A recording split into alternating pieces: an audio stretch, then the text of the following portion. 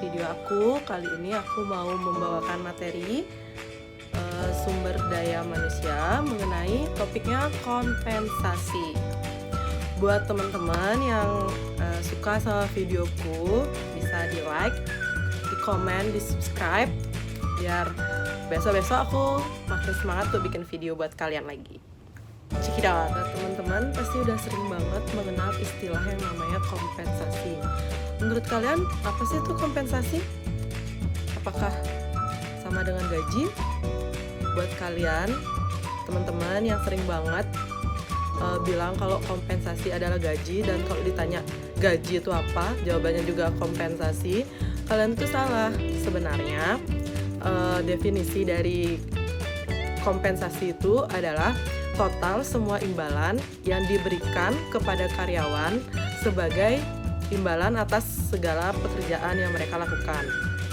Sedangkan untuk gaji merupakan upah dari kerja yang dibayarkan dalam waktu yang tetap atau balas jasa yang diterima oleh pekerja tersebut dalam bentuk uang berdasarkan waktu tertentu atau periode.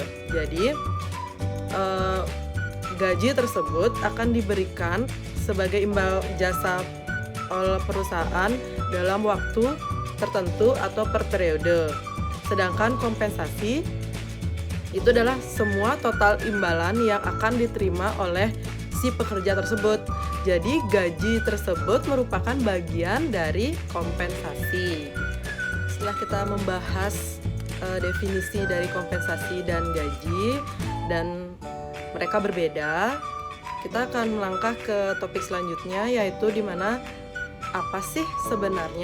untuk apa sih sebenarnya kompensasi itu diadakan, atau apa sih tujuannya dari kompensasi tersebut. Ada 3 tujuan utama dari kompensasi tersebut. Yang pertama yaitu untuk menarik, mempertahankan, dan memotivasi karyawan tersebut. Sebenarnya kompensasi itu bukan hanya untuk karyawan saja, namun untuk positifnya juga untuk perusahaan, di mana jika kompensasi yang diberikan untuk karyawan tersebut, karyawan merasa nyaman, positif, atau layak diterima oleh karyawan tersebut, maka nilai perusahaan atau pandangan masyarakat terhadap perusahaan tersebut akan semakin meningkat dan positif. Di mana apa sih untungnya kalau pandangan masyarakat terhadap perusahaan itu positif?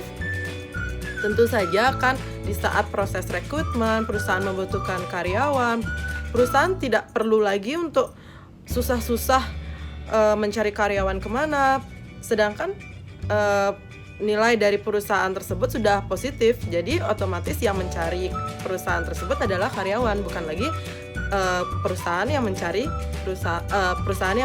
karyawan, tapi sebaliknya karyawan yang akan mencari perusahaan tersebut, karena mereka menganggap bahwa kebutuhan yang akan diberikan oleh perusahaan tersebut kebutuhan mereka yang akan diberikan oleh perusahaan tersebut akan terpenuhi. Nah, kenapa bisa aku bilang kayak gitu? Karena salah satu teori mengatakan bahwa semakin tinggi kompensasi yang diberikan kepada karyawan, maka semakin mudah proses rekrutmen dari perusahaan yang akan dilakukan oleh perusahaan tersebut.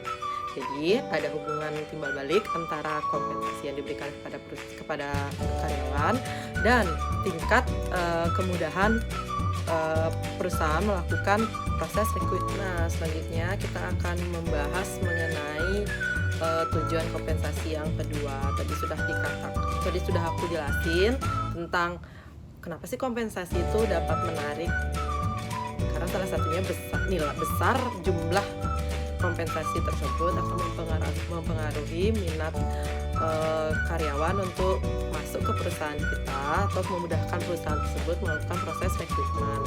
Selanjutnya yang fungsinya kompensasi yang kedua aku dapat jelasin, yaitu dimana untuk mempertahankan karyawan, dimana semakin besar jumlah kompensasi yang diberikan oleh perusahaan, maka minat dari karyawan untuk pergi atau meninggalkan perusahaan tersebut akan semakin kecil. Jika minat jika minat karyawan tersebut kecil untuk meninggalkan perusahaan tersebut, maka apa sih keuntungannya? Yang pertama, tingkat turnover dari perusahaan tersebut akan rendah. Apa sih turnover tersebut? Turnover tersebut yaitu merupakan tingkat perputaran pekerja di sebuah perusahaan, di mana karyawan tuh nggak semudah itu untuk keluar dan masuk di dalam suatu perusahaan atau resign. Selanjutnya yang kedua yaitu ada komitmen, di mana jika sebuah perusahaan memberikan kompensasi yang layak atau bahkan lebih besar daripada perusahaan yang lain, kita sebagai karyawan akan berkomitmen untuk tetap di perusahaan tersebut. Untuk kita udah di sini aja karena layak nih kayaknya apa yang kita kasih ke perusahaan dan apa yang kita dapat dari perusahaan tersebut. Nah, tadi kan aku sudah jelasin kalau kompensasi itu dapat dibagi menjadi dua, yaitu kompensasi finansial dan kompensasi non-finansial. Di mana kali ini aku akan menjelaskan lebih dalam lagi mengenai kompensasi finansial. Di mana kompensasi finansial tadi aku udah sebutin juga, kalau kompensasi finansial itu dapat berbentuk upah, gaji, komisi, dan bonus. Kita bahas satu persatu ya, dimana sekarang aku akan bahas mengenai upah. Upah adalah pembalas berupa uang dan sebagainya yang dibayarkan untuk membalas jasa atau sebagai pembayar tenaga yang sudah dikeluarkan untuk mengerjakan suatu pekerjaan, di mana tingkat upah akan mempengaruhi sikap karyawan seperti kepuasan kerja yang pada akhirnya akan berkontribusi pada kinerja pekerjaan yang lebih baik. Itu sedikit definisi tentang upah. Selanjutnya aku akan bahas mengenai gaji. Kalian pasti kan sering banget ya mendengar istilah gaji. Di mana-mana setiap kalian bekerja atau apa, gaji gitu. Sekarang aku akan bahas gaji itu apa sih? Gaji adalah upah dari kerja yang dibayarkan dalam waktu yang tetap atau balas jasa yang diterima pekerjaan dalam bentuk uang berdasarkan waktu atau periode tertentu. Di awal tadi aku udah bahas kalau gaji itu adalah bagian dari kompensasi.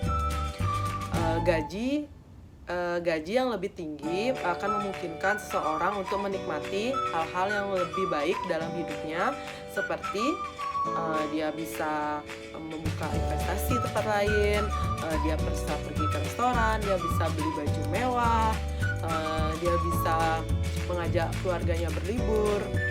Pokoknya gaji itu intinya itu hak yang akan diterima oleh suatu pekerja, tapi dalam waktu atau per periode.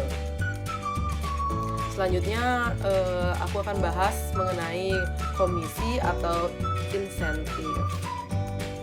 Di mana komisi atau insentif itu ialah hak yang bisa saudara atau kamu klaim apabila kamu berhasil menjual suatu produk atau jasa dari suatu vendor. Di mana komisi biasanya sudah ditetapkan dalam perjanjian di awal, beda dengan bonus yang nanti kamu akan dapatkan di akhir. Atau bisa aku contohin, di mana jika seorang karyawan ingin mendapatkan komisi atau insentif yang lebih besar, maka karyawan tersebut harus mencapai tujuan penjualan atau tujuan sales yang lebih besar atau semakin tinggi. Semakin besar tingkat penjualan yang dapat dihasilkan oleh karyawan tersebut, itu akan menaikkan tingkat komisi atau insentif yang akan didapatkan oleh seorang karyawan tersebut. Di mana semakin tinggi komisi yang akan didapat oleh seorang karyawan tersebut, maka semakin tinggi pula effort yang harus dikeluarkan oleh karyawan tersebut untuk mencapai tujuan yang lebih tinggi. Itu adalah komisi atau insentif yang didapatkan melalui sebuah perjanjian di awal. Selanjutnya aku akan melangkah ke definisi bonus, di mana bonus, kalian udah lebih sering banget mendengar gaji bonus. Nah, kita akan bahas mengenai bonus sekarang. Bonus adalah kompensasi tambahan yang diberikan kepada karyawan atas pekerjaannya yang baik dan menguntungkan bagi perusahaan. Bonus dapat digunakan sebagai penghargaan terhadap pencapaian dan tujuan-tujuan yang spesifik yang ditetapkan oleh perusahaan atau untuk dedikasinya yang sudah diberikan karyawan kepada perusahaan. Bonus biasanya tidak ada perjanjian, biasanya akan ditetapkan oleh seberapa karyawan tersebut dapat mendedikasikan dirinya kepada perusahaan demi mencapai visi dan misi perusahaan. Jika kinerja seorang karyawan itu baik, maka akan diapresiasikan oleh bos atau manajernya dalam bentuk bonus, mungkin uang, bisa saja bentuknya uang, bisa saja bentuknya liburan bersama keluarga, atau untuk selanjutnya kita akan membahas mengenai kompensasi finansial, tapi kompensasi bentuknya kompensasi finansial yang tidak langsung. Tadi aku bahas kompensasi finansial langsung.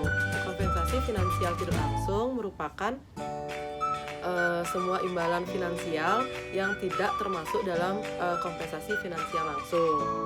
Bentuk kompensasi ini mencakup berbagai macam penghargaan yang biasanya diterima secara tidak langsung oleh karyawan, seperti tanggungan BPJS, asuransi jiwa, dan dana pensiun, serta mendapatkan keamanan sosial dari perusahaan. Aku bisa dapat jelasin sedikit mengenai kompensasi finansial tidak langsung ini. Perusahaan memberikan penghargaan kepada karyawan, namun bentuknya bukan secara langsung berbentuk finansial atau berupa uang, tapi dialihkan melalui, contohnya tadi aku sudah sebutin, iuran BPJS untuk seluruh keluarga, atau dana pensiun, di mana kita akan menikmati apa itu kompensasi tersebut, namun tidak secara langsung, tapi kita rasakan manfaatnya. Bahkan untuk satu keluarga, contohnya untuk BPJS ketenagakerjaan atau kesehatan yang dapat ditanggung satu suami istri dan juga 2 anak. Baik, kita langsung aja. Untuk mempersingkat waktu, kita bahas kompensasi non finansial. Tadi kita bahas mengenai kompensasi finansial dibagi dua, finansial dan finansial tidak langsung. Kita langsung melangkah ke kompensasi non finansial. Untuk kompensasi non finansial ini terdiri dari kepuasan yang akan diterima oleh seseorang dari pekerja itu sendiri, atau dari mana lingkungan psikologis atau fisik di mana orang tersebut bekerja. Pengusaha dapat memilih untuk memberikan kompensasi non finansial ini untuk melengkapi gaji karyawan, terutama ketika kondisi ekonomi menyulitkan untuk memberikan upah yang lebih tinggi. Salah satu alasan dari perusahaan untuk tidak menaikkan gaji karyawan, salah satunya dapat memberikan kompensasi non finansial. Dalam contoh praktiknya, kompensasi non finansial ini termasuk pelatihan untuk karyawan yang menghargai pengembangan profesional dan penjadwalan kerja yang fleksibel bagi mereka yang mengutamakan keseimbangan kerja dan kehidupannya. Aku sebenarnya udah bahas tadi, di mana kompensasi finansial itu dapat diberikan misalnya jadwal libur yang fleksibel, misalnya kalau misalnya seorang karyawan itu dianggap kurang mampu untuk mengatasi problem di perusahaan, maka perusahaan itu memberikan semacam pelatihan untuk si karyawan itu memiliki kesempatan untuk mengembangkan diri yang nantinya akan mewujudkan visi misi dari perusahaan atau meningkatkan penjualan perusahaan, yang dimana perusahaan akan diuntungkan dan dia pun akan diuntungkan. Jika dia mencapai target, maka dia akan mendapatkan bonus atau gaji yang lebih diharapkan untuk lebih tinggi.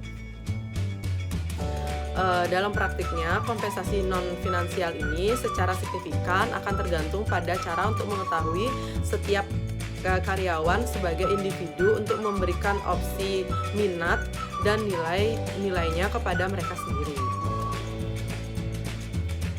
Adapun identifikasi dan komponen kompensasi finansial langsung terdapat 5 jenis komponen, yaitu yang pertama gaji pokok karyawan, yang kedua yaitu penyesuaian biaya hidup, yang ketiga ada pembayaran senioritas, yang keempat ada pembayaran untuk kinerja, yang kelima ada gaji yang berfokus pada orang. Semua ini disebutkan dalam bukunya Maudy chapter 9, kalian bisa cek. Dimana aku akan bahas yang pertama, yaitu dari 5 jenis komponen finansial langsung. Yang pertama yaitu gaji pokok. Tadi udah membahas tentang gaji, sekarang kita membahas tentang gaji pokok, di mana karyawan akan menerima gaji pokok yang berupa uang untuk melakukan pekerjaan mereka. Pembayaran dasar yang berulang, yaitu karyawan terus menerima gaji pokok selama mereka tetap dalam pekerjaan mereka di dalam sebuah perusahaan. Perusahaan menyalurkan gaji pokok kepada karyawan dalam suatu atau 2 bentuk pembayaran, misalnya per jam atau per bulan, atas upah dalam bentuknya yaitu berupa gaji. Karyawan mendapatkan gaji apabila karyawan melakukan pekerjaan mereka yang terlepas dari beberapa jam mereka atau karyawan tersebut sebenarnya bekerja.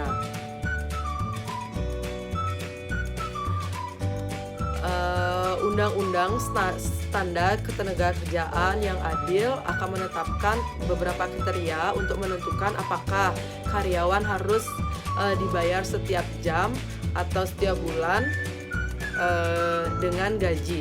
Yang kedua yaitu kita bahas biaya penyesuaian hidup, di mana dalam biaya penyesuaian hidup ini merupakan kenaikan gaji pokok berskala yang didasarkan pada perubahan harga sebagaimana dicatat oleh Customer Price Index atau CPI.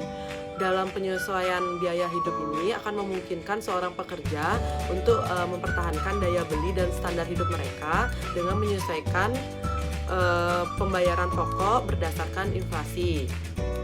Di mana dalam biaya penyesuaian hidup yang paling umum di antara para pekerja akan diwakili oleh serikat pekerja, di mana serikat pekerja ini juga berlaku di Indonesia yang berdasarkan Undang-Undang Republik Indonesia pasal 102 Undang-Undang Tenaga Kerja tahun 2003 yang menyatakan dalam pekerja dan serikat pekerja mempunyai fungsi untuk menjalankan pekerjaan mereka sesuai dengan kewajibannya, menjaga ketertiban demi kelangsungan produksi, menyalurkan aspirasi secara demokrasi, mengembangkan keterampilan dan keahliannya, serta ikut serta untuk memajukan perusahaan dan memperjuangkan kesejahteraan anggota beserta keluarganya. Sebenarnya serikat buruh atau serikat pekerja ini merupakan organisasi yang dibentuk oleh dan untuk pekerja baik dari perusahaan maupun di luar perusahaan yang bersifat bebas, terbuka, mandiri, demokrasi, dan bertanggung jawab guna untuk memperjuangkan, membela, serta melindungi hak-hak dan kepentingan pekerja serta meningkatkan kesejahteraan pekerja serta keluarganya. Jadi penting banget kita membahas kompensasi dan serikat pekerja ini karena mereka saling berkaitan, di mana serikat pekerja mengharapkan kompensasi yang lebih besar daripada perusahaan untuk mensejahterakan karyawannya. Di mana ada suara motor lewat. Kita lanjut. Di mana serikat pekerja ini juga diuntungkan oleh perusahaan, di mana perusahaan itu dapat mengambil aspirasi apa sih yang diinginin oleh karyawan, apa sih yang diinginin oleh buruh, Jadi ditampung dan diwakili oleh serikat pekerja tanpa melakukan demo, tanpa melakukan kekerasan. Mungkin sometimes serikat pekerja itu melakukan demo, terutama bukan sih demo, kayak lebih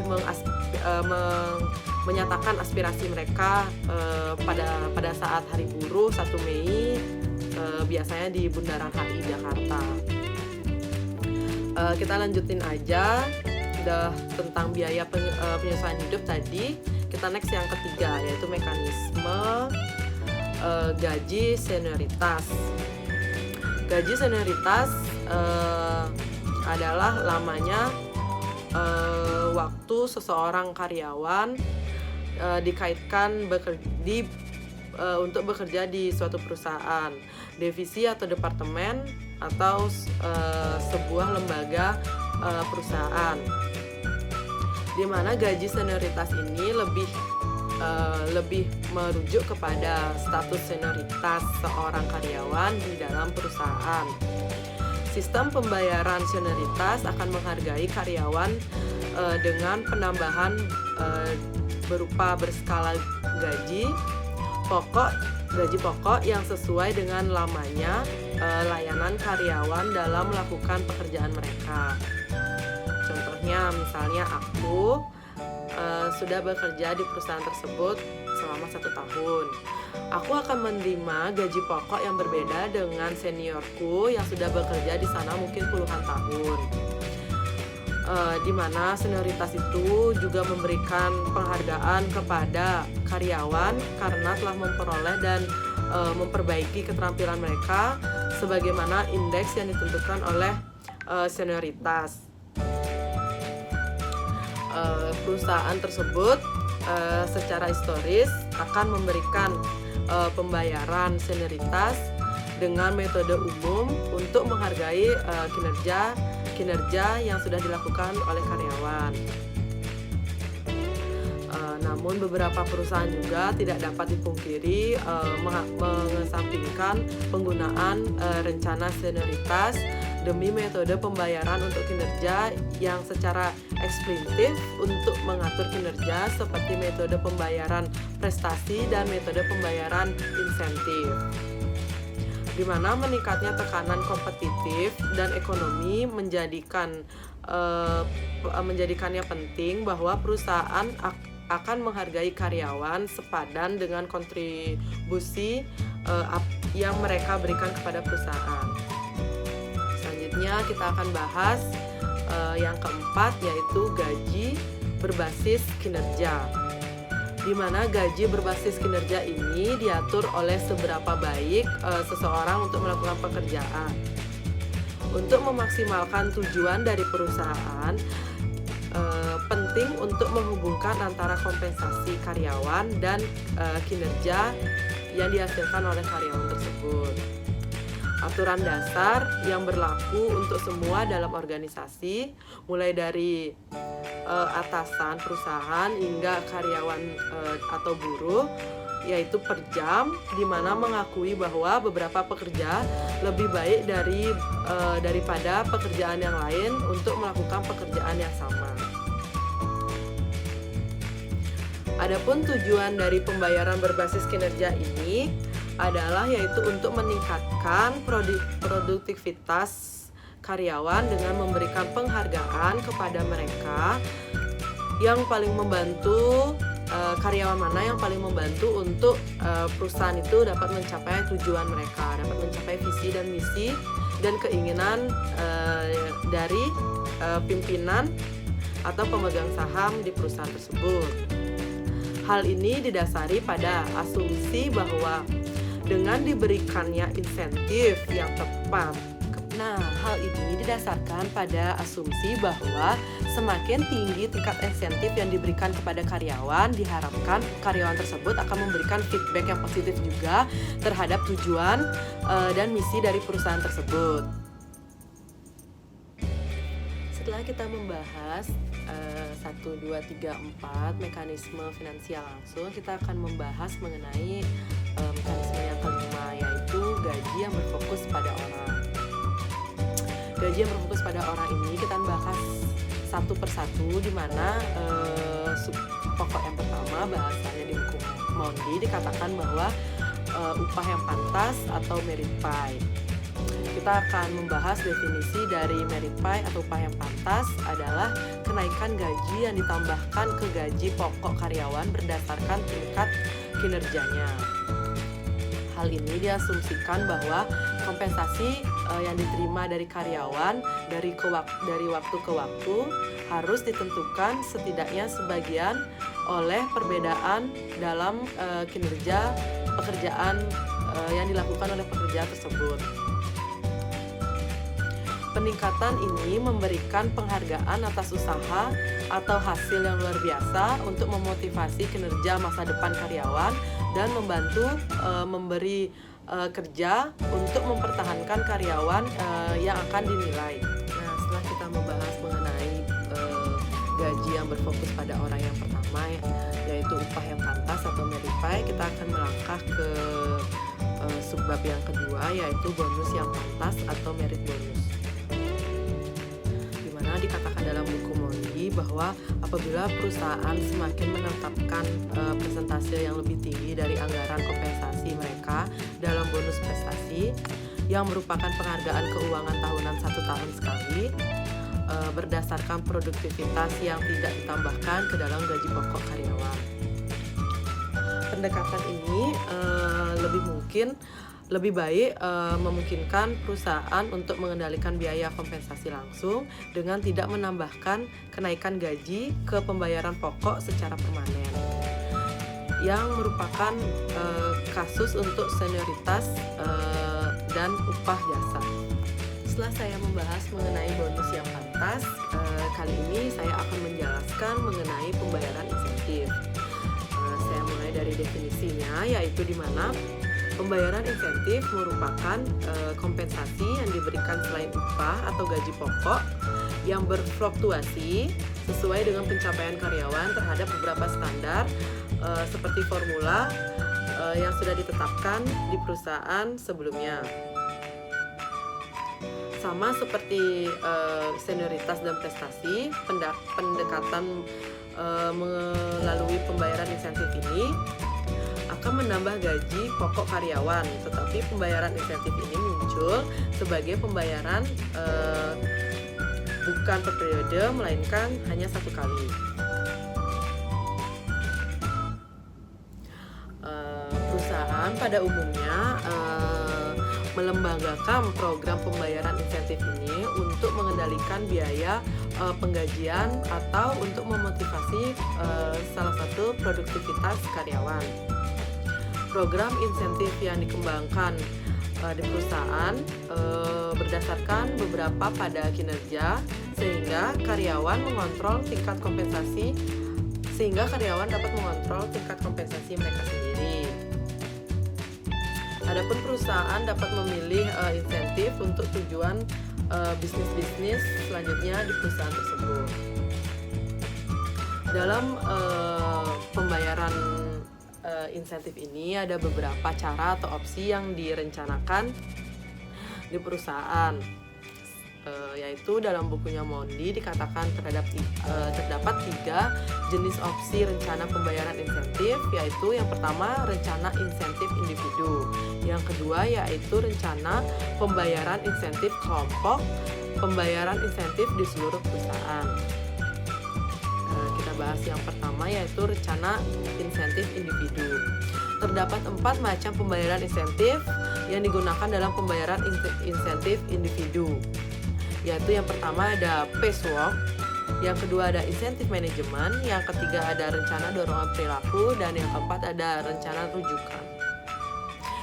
Kita bahas yang pertama, yaitu ada pacework, di mana pacework adalah rencana pembayaran insentif di mana karyawan dibayarkan untuk setiap unit yang mereka hasilkan. Contohnya aja, jika seorang pekerja dibayar 80.000 per unit dan menghasilkan 10 unit sehari, maka mereka akan mendapatkan 800.000 per hari. Selanjutnya ada rencana insentif manajemen. di mana rencana insentif manajemen memberikan bonus kepada manajer ketika mereka memenuhi atau melampaui tujuan berdasarkan penjualan laba, produksi, dan tindakan lain untuk divisi, departemen, atau unit mereka. Contohnya aja, insentif manajemen merencanakan memberikan hadiah kepada karyawan untuk meningkatkan pangsa pasar atau untuk mengurangi anggaran mereka tanpa mengurangi kualitas input atau kualitas output. Selanjutnya ada rencana dorongan perilaku. Di bawah rencana dorongan perilaku ini, karyawan akan menerima pembayaran untuk pencapaian perilaku mereka yang tertentu. Misalnya aja absensi kehadiran. Sebuah perusahaan biasanya memberikan bonus moneter kepada karyawan yang memiliki absensi atau catatan kehadiran yang rajin, yang patut dicontoh kepada karyawan lain dalam suatu periode tertentu. Dalam rencana dorongan perilaku ini, perusahaan memiliki potensi untuk menyelamatkan keadaan perusahaan secara substansial lebih banyak uang daripada penghargaan ini. Misalnya saja, ketidakhadiran yang sering terjadi dalam angkatan kerja suatu perusahaan dapat mengganggu tujuan dan visi misi ataupun kuantitas dari produksi yang akan diproduk oleh perusahaan. Nah, yuk kita melangkah ke bab selanjutnya. Kita akan bahas sekarang mengenai bagaimana cara menggunakan evaluasi pekerjaan untuk membangun struktur pekerjaan. Kita awali dari definisi. Evaluasi pekerjaan adalah suatu proses yang menentukan nilai relatif dari suatu pekerja dalam kaitannya dengan pekerjaan yang lain. Ada beberapa metode yang digunakan untuk membangun evaluasi pekerja untuk membangun struktur pekerja. Dalam bukunya Mondi dikatakan terdapat 4 metode untuk membangun evaluasi pekerjaan. Yang pertama, metode pemeringkatan. Yang kedua, ada metode klasifikasi. Yang ketiga, ada metode perbandingan faktor. Dan yang keempat, ada metode poin.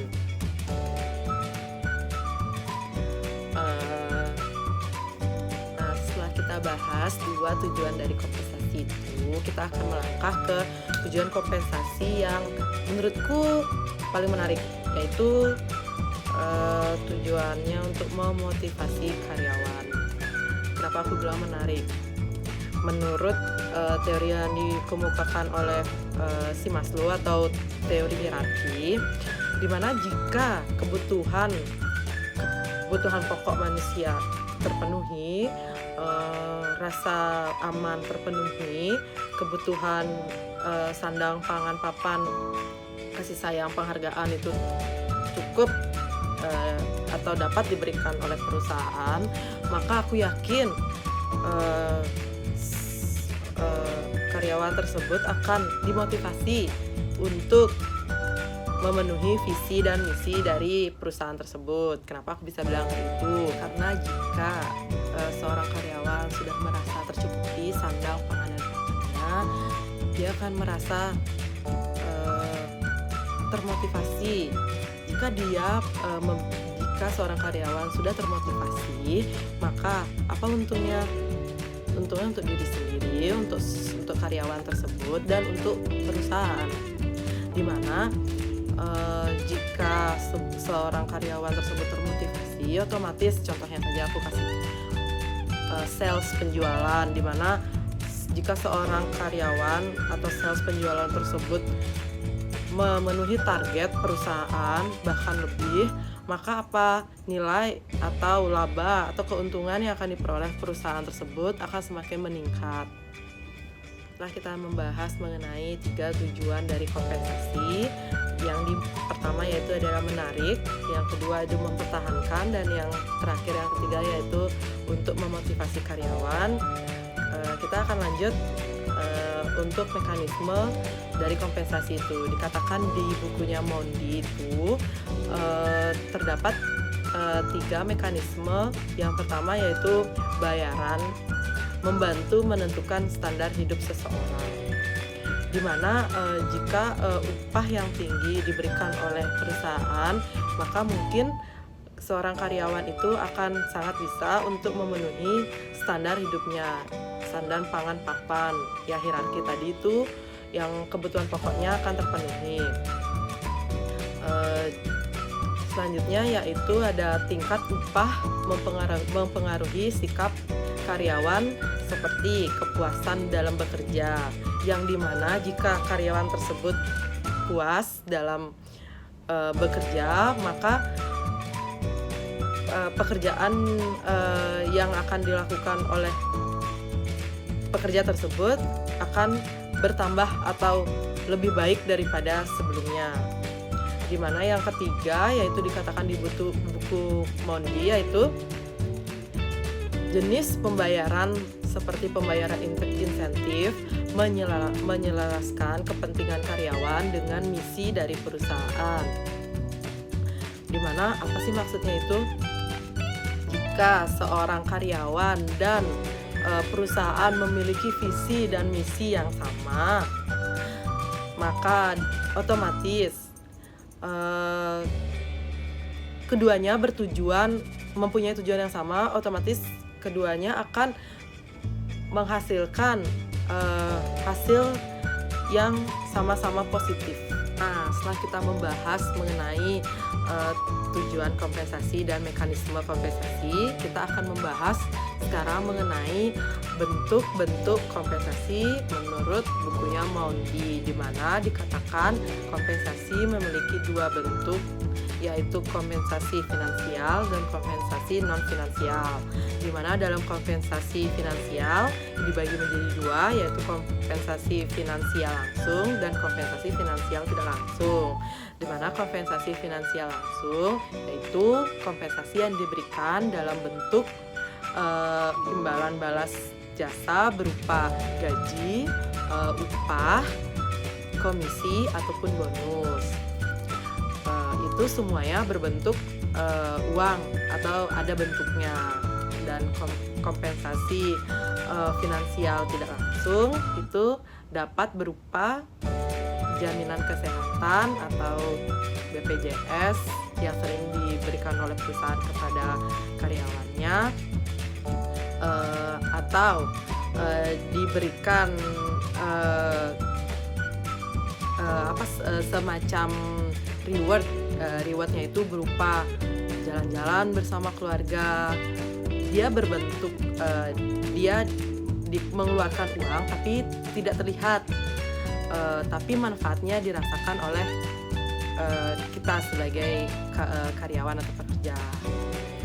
Selanjutnya kita akan bahas bentuk-bentuk kompensasi yang kedua, yaitu kompensasi non-finansial. Kompensasi non-finansial ini adalah segala bentuk kepuasan yang diterima oleh seorang karyawan dari lingkungan ataupun kondisi pekerjaan di lingkungan perusahaan tempat dia bekerja. Adapun contoh-contoh dari kompensasi non finansial ini yaitu misalnya kenyamanan di tempat kerja dan merasa aman di tempat kerja tersebut. Jika 2 hal tersebut tidak terpenuhi, otomatis karyawan tersebut akan merasa tidak nyaman, merasa ingin resign. Maka jika ingin resign, tingkat turnover dari perusahaan tersebut akan semakin tinggi. Selanjutnya kompensasi non finansial itu dapat berupa jadwal kerja yang fleksibel, atau di mana perusahaan terus saja memberikan bonus jika karyawan tersebut tidak mengambil hak cutinya. Namun hak cuti tersebut diperlukan oleh seorang karyawan, maka karyawan tersebut tidak merasa puas padahal dia sebenarnya sudah terpenuhi dalam waktunya sudah dibeli dalam bentuk kompensasi atau kompensasi langsung. Cuman dia mengharapkan bahwa perusahaan tersebut memberikan fleksibilitas dalam hal pemberian jadwal libur, terutama di hari-hari besar keagamaan. Mereka diharapkan untuk dapat melaksanakan kegiatan agama tersebut dengan memperoleh libur. Nah, setelah kita membahas mengenai bentuk-bentuk dari kompensasi, kita akan membahas mengenai teori dari kompensasi. Terdapat 3 teori dari kompensasi, yaitu yang pertama adalah teori keadilan atau equity theory, di mana karyawan akan menilai hubungan antara outcome yang diperoleh dari pekerjaan seperti upah, gaji, kepuasan, pengakuan, promosi, bentuk-bentuk kompensasi yang tadi dengan input yang mereka berikan kepada perusahaan seperti pendidikan, pengalaman, keahlian, dan usaha. Selanjutnya ada teori yang kedua, yaitu teori pengharapan atau ekspansi teori, di mana perilaku karyawan merupakan fungsi dari outcome yang diterima dari pelaksanaan pekerjaan tertentu atau nilai dari outcome tersebut bagi individu yang bersangkutan. Selanjutnya ada teori penguatan atau reinforcement teori, di mana perilaku yang diberi penguatan positif atau diberi penghargaan akan cenderung untuk diulang pada situasi yang sama, dan perilaku yang diberi hukuman akan cenderung tidak akan diulang dalam situasi yang serupa pula. Nah, kita lanjut aja untuk bab selanjutnya, yaitu dengan pembahasan sistem dan kebijakan dari kompensasi. Ada 3 sistem umum yang biasa diterapkan dalam sistem pemberian kompensasi.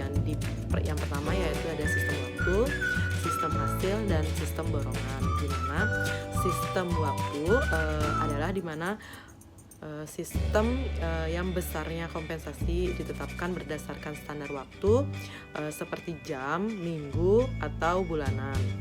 Sedangkan sistem hasil yaitu sistem yang besarnya kompensasi dibayarkan selalu berdasarkan kepada banyaknya hasil yang dikerjakan, bukan kepada lamanya waktu untuk mengerjakan pekerjaan tersebut. Selanjutnya yang terakhir yaitu sistem borongan, di mana dalam sistem borongan ini suatu cara untuk pengupahan yang penerapan besar jasanya berdasarkan atas volume pekerjaan dan lamanya proses pekerjaan tersebut selesai. Adapun syarat-syarat sistem penggajian perusahaan yaitu dapat dibagi menjadi 4. Yang pertama yaitu bersifat menarik atau atraktif, di mana sistem penggajian yang diterapkan oleh perusahaan sebaiknya bersifat atraktif agar menarik bagi orang luar untuk memasuki perusahaan yang memiliki kebijakan yang atraktif tersebut. Selanjutnya ada bersifat kompetitif, di mana dalam bersifat kompetitif ini dimaksudkan sistem penggajian tersebut juga harus bisa bersaing dengan perusahaan sejenis dan perusahaan lain yang berada dalam satu lingkungan perusahaan tersebut. Selanjutnya harus adil, dirasakan adil, di mana sistem penggajian harus dapat dirasakan adil bagi semua karyawan, di mana pekerja yang memang berat akan menerima imbalan balas jasa lebih dibandingkan dengan pekerja yang melakukan pekerjaan yang ringan. Selanjutnya yang terakhir bersifat motivasi atau motivatif, di mana sistem penggajian harus bersifat motivatif agar karyawan merasa adanya sesuatu rangsangan untuk memicu prestasi yang dikerjakan oleh karyawan karena adanya nilai atau imbalan yang akan diberikan oleh perusahaan kepada karyawan. Dalam penerapan sistem penggajian sebaiknya perusahaan itu memperhatikan job analisis dan job deskriptif dari masing-masing karyawan.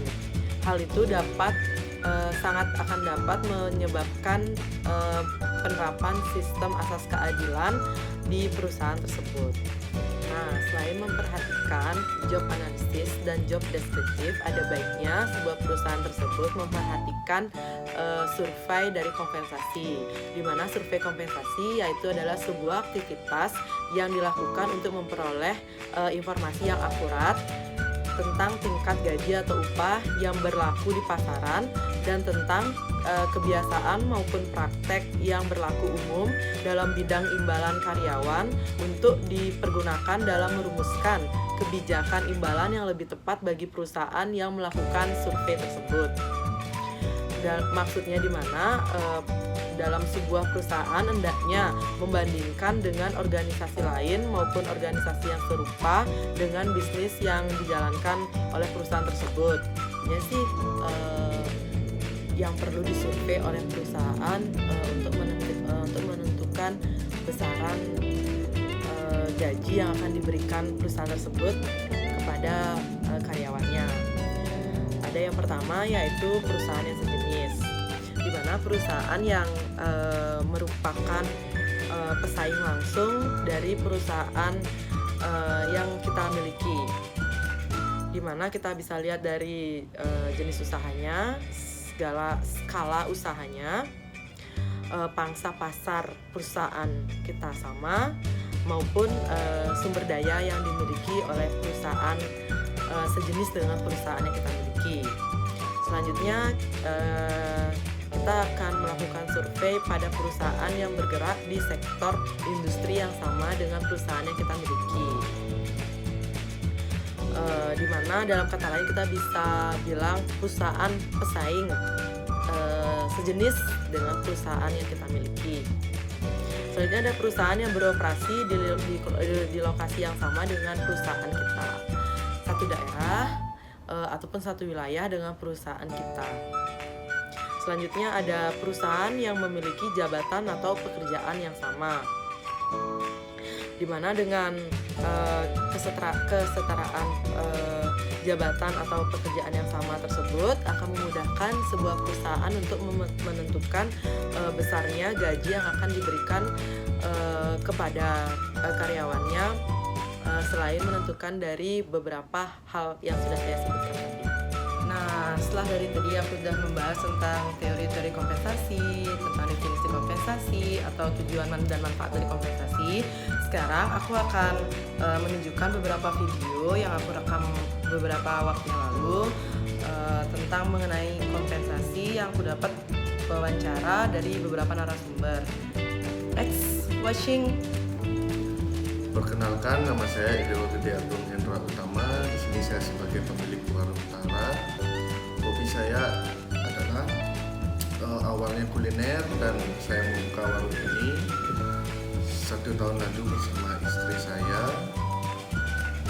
Kenapa saya membuka di sini? Karena di sini letaknya dekat dengan kampus, dekat dengan anak muda, dan menu yang kami jual menu-menu anak muda dan dengan harga yang tidak terlalu mahal, bisa dijangkau dengan kantong mahasiswa.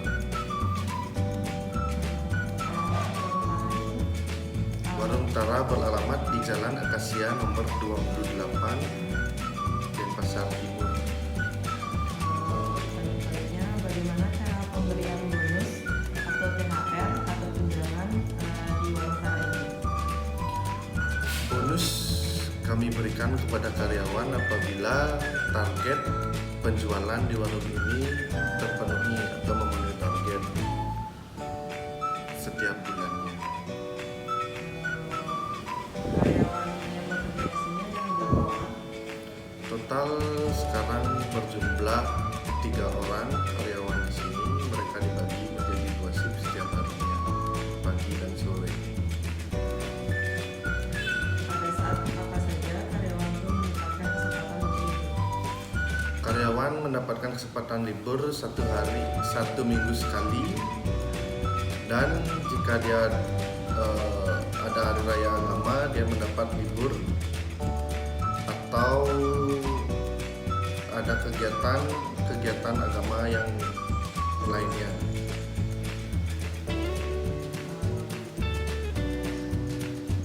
Selain gaji, kompensasi apa saja yang diberikan kepada karyawan? Untuk kompensasi kepada karyawan kami berikan di sini selain gaji yaitu bonus apabila memenuhi target. Yang kedua itu ada yang namanya the best employee atau karyawan terbaik setiap bulannya. Mereka mendapatkan bonus berupa uang atau barang dari kami langsung. Selanjutnya, bagaimana cara mengevaluasi kinerja karyawan di sini? Cara mengevaluasi kerja karyawan di sini, saya berdua dengan istri ikut melihat setiap harinya mereka bekerja seperti apa, dari sikap, dari kecepatan menyelesaikan pekerjaan dan perhatian pekerjaannya. Selanjutnya, bagaimana cara owner untuk mempertahankan motivasi dari karyawan, motivasi kerja? Kami di sini tetap memacu karyawan untuk bekerja lebih ekstra, mempromosikan lebih ekstra dengan cara jika penjualan meningkat maka bonus mereka akan meningkat juga. Bagaimana metode dalam pemberian gaji dan bonus-bonus tersebut? Gaji di sini sama seperti tempat-tempat lainnya diberikan standar setiap bulannya. Bonus mereka yang mereka terima apabila warung mendapatkan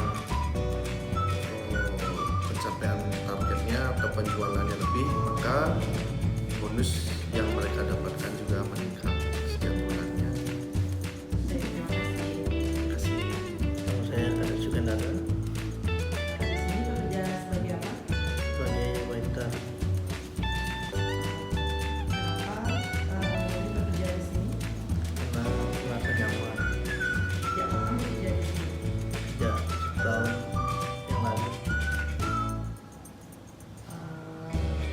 Bagaimana cara perusahaan atau warung ini memberikan balas jasanya kapan berupa gaji? Kalau berupa gaji itu dalam bentuk bulanan atau harian? Bulanan, Dalam bentuk gaji ya? iya. Pertanyaan selanjutnya, kapan Anda merasa berhak untuk menerima bonus tersebut? Hanya sebulan sekali. Jika kinerja Anda baik, Anda berhak mendapatkan bonus seperti itu. Iya.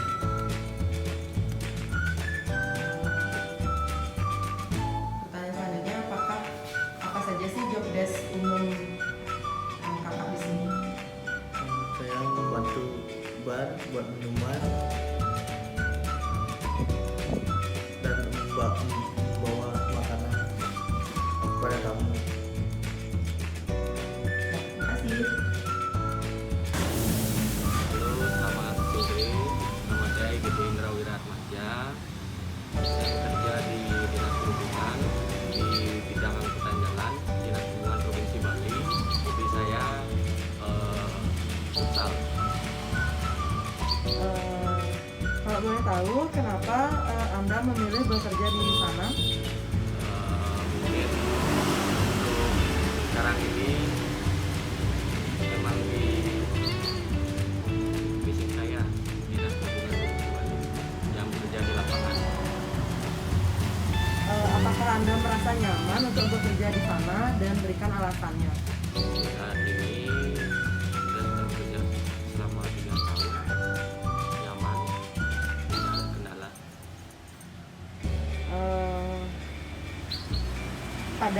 Pada saat apa saja sih karyawan itu mendapatkan kesempatan untuk libur? Untuk Dinas Perhubungan Provinsi Bali, kita liburnya hari Sabtu dan Minggu, dan hari Senin sampai Kamis kita kerja seperti biasa, hari Jumat kita kerja setengah hari. Untuk libur-libur nasional itu diberikan ya? Untuk libur nasional kita menyesuaikan dengan libur nasional di pusat. Pertanyaan selanjutnya, seperti apa saja bentuk kompensasi yang diberikan oleh perusahaan?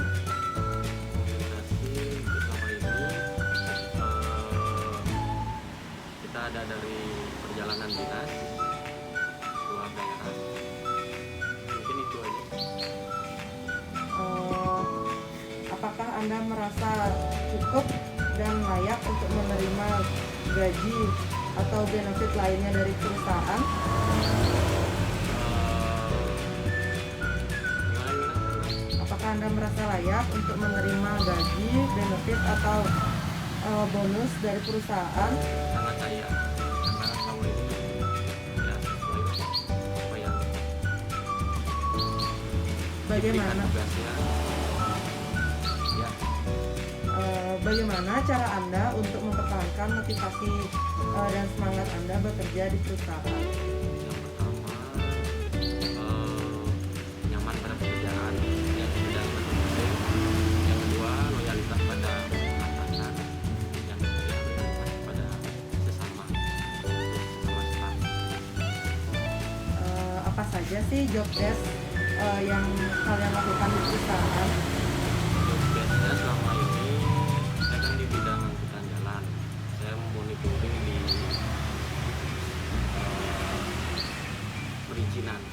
perizinan angkutan, yaitu angkutan taksi, angkutan sewa khusus, angkutan AKDP, angkutan asap atau pariwisata.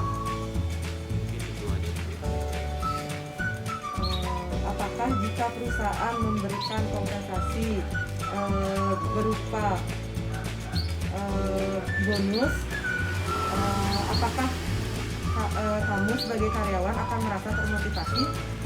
Sangat memotivasi karena kita selama ini modalnya bekerja lebih untuk bekerja tambahan, kita kasih suatu sih Reward ya. ya pasti ada Untuk pertanyaan terakhir, apakah saudara tahu apa sebenarnya kompensasi itu? Coba definisi dari kompensasi menurut saudara. mungkin yang saya tahu definisi kompensasi itu kita bekerja dan kita seimbangan ya. Nah, kurang lebihnya seperti itu. Terima kasih. Perkenalkan, nama saya Tegar. Jabatan di perusahaannya gimana? Saya kerja di perusahaan pariwisata Bali di Story Travel, jabatannya sebagai Japanese Guest Relation. Hobinya kakak itu apa ya? Hobi musik. Alasan kakak memilih bekerja di PT GIS? Karena biar bisa lebih dalam lagi mengenal tentang Jepang. Sejak kapan kakak bekerja di PT GIS? Sejak Mei 2017. Apakah kakak merasa nyaman bekerja di PT GIS dan alasannya kenapa? Nyaman karena selain kita kerja, kita juga bisa ketemu langsung dengan orang Jepang. Jadi banyak pengalaman baru yang bisa kita dapat. Di dalam perusahaan kakak, bagaimana sistem perusahaan untuk memberikan gaji? Apakah sistem bulanan, harian, atau mingguan? Bulan. Sistem bulanan. Yes. Pada saat apa saja kakak mendapatkan hak untuk libur? Pada saat jatuhnya schedule libur. Jadi kapan diberikan schedule libur oleh HRD pada saat itu juga. Untuk hari-hari besar keagamaan diizinkan berlibur atau cuti? Tidak. Itu apa? Sebelum hari besar, misalnya sebulan depan kita ada hari besar, kita harus request dulu 1 bulan sebelum agar kita bisa. Untuk kondisi kayak itu apakah kakak nyaman? Maksudnya kita harus melapor dulu sebelumnya. Nyaman. Nyaman. Selain gaji, bentuk kompensasi yang diberikan oleh perusahaan itu dalam bentuk apa aja sih? Dalam bentuk bonus, terus study tour mungkin ya, kita study tour ke luar. Apa aja sih job desk yang kakak kerjaan di perusahaan kakak? Job desk-nya itu kayak lebih spesifiknya kita menghandle tamu. Misalnya tamu di Bali ada masalah, copetan atau apa, itu kita yang menghandle. Jadi kita yang kita yang menghubungi HIS yang di Jepang agar bisa terkoneksi sama tamu yang ada yang kena masalah di Bali. Bagaimana cara kakak untuk mempertahankan motivasi atau semangat bekerja di perusahaan? Apa ya?